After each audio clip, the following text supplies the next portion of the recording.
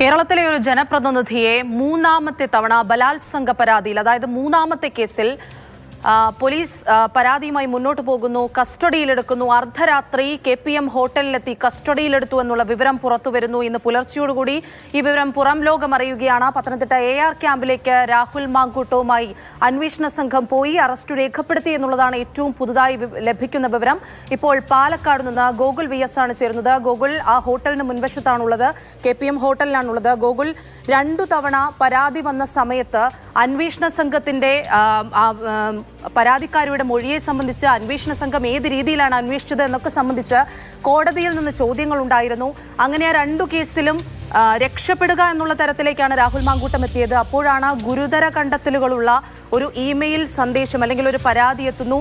പൂങ്കുഴലിയുടെ നേതൃത്വത്തിലുള്ള സംഘം നാടകീയമായി രാഹുൽ മാങ്കൂട്ടത്തിനെ കസ്റ്റഡിയിലെടുത്ത് കൊണ്ടുപോകുന്നു. ഒരു MLA ഇപ്പോൾ പത്തനംതിട്ട AR ക്യാമ്പിലാണ് എന്നുള്ളതാണ് അറിയുന്ന വിവരം. ഈ MLAയുടെ കൂടെ ഉണ്ടായിരുന്ന സ്റ്റാഫ് അംഗങ്ങളോ ആരെങ്കിലുമായി ബന്ധപ്പെടാൻ സാധിച്ചിട്ടുണ്ടോ? MLAയുടെ സ്റ്റാഫ് അംഗങ്ങളുമായി നമുക്ക് നേരത്തെ വിളിച്ചപ്പോൾ ഫോണിൽ ലഭ്യമായില്ല. സ്റ്റാഫ് അംഗങ്ങൾക്ക് സംബന്ധിച്ച കൂടുതൽ ധാരണകൾ ഉണ്ടായിരുന്നില്ല. കാരണം എങ്ങോട്ടാണ് രാഹുലിനെ കൊണ്ടുപോകുന്നതെന്ന് സംബന്ധിച്ച വിവരങ്ങളൊന്നും തന്നെ അവർക്കും ലഭ്യമായിരുന്നില്ല. അതീവ രഹസ്യമായിട്ടാണ് അന്വേഷണ സംഘം നീങ്ങിയതും രാഹുലിനെ കസ്റ്റഡിയിലെടുക്കുന്നതും അതിനുശേഷം പത്തനംതിട്ടയിലേക്ക് കൊണ്ടുപോകുന്നതും. ഇത്തരത്തിൽ ഒരാഴ്ച മുൻപാണ് ഈ ഒരു പരാതി രാഹുലിനെതിരെ വരുന്നത്. അതിൽ അതീവ രഹസ്യമായി തന്നെ പോലീസ് മൊഴി രേഖപ്പെടുത്തുന്നു. അതിനുശേഷം വളരെ നാടകീയമായി രഹസ്യമായി പോലീസ് രാഹുലിനെ പിടികൂടുന്നു എന്നുള്ളതാണ്. പാലക്കാട് MLA 3ാം ബലാത്സംഗ പരാതിയിൽ ഇപ്പോൾ അറസ്റ്റിലാണ്. അദ്ദേഹം പത്തനംതിട്ട AR ക്യാമ്പിൽ ഉള്ളത് എന്നുള്ളതാണ് ലഭ്യമാകുന്ന വിവരം. ഇങ്ങനെ ഈ KPM ഹോട്ടലിലാണ് കഴിഞ്ഞ രാത്രി അദ്ദേഹം തങ്ങിയിരുന്നത്. 12:30 ആയപ്പോൾ ഈ അന്വേഷണ സംഘം ഇവിടേക്ക് എത്തി. അവർ ഇവിടെയുള്ള ലോക്കൽ പോലീസിനോടോ മറ്റോ ഈ കാര്യങ്ങൾ പറഞ്ഞിരുന്നില്ല, അവർക്ക് ഇതിനെ സംബന്ധിച്ച് അറിഞ്ഞിരുന്നില്ല. പാലക്കാട് SP-യുടെ നിർദ്ദേശപ്രകാരം ഒരു DYSP, ഷൊർണൂർ DYSP മുരളി മാത്രമാണ് ഒപ്പം ഉണ്ടായിരുന്നത്.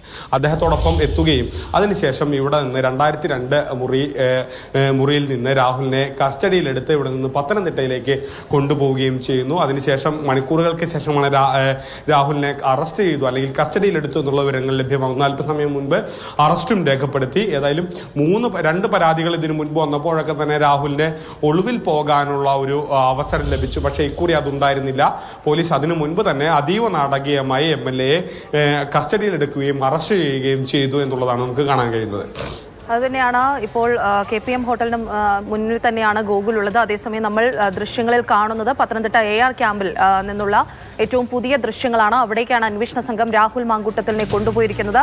അറസ്റ്റ് രേഖപ്പെടുത്തിയിരിക്കുന്നു. പരാതിയിൽ കഴമ്പുണ്ട് എന്ന പ്രഥമ ദൃഷ്ട്യാ മനസ്സിലായതിനാൽ ഈ അന്വേഷണ സംഘം ഹോട്ടലിലെത്തുകയും അർദ്ധരാത്രിയോടുകൂടി കസ്റ്റഡിയിലെടുക്കുകയും ചെയ്യുകയായിരുന്നു.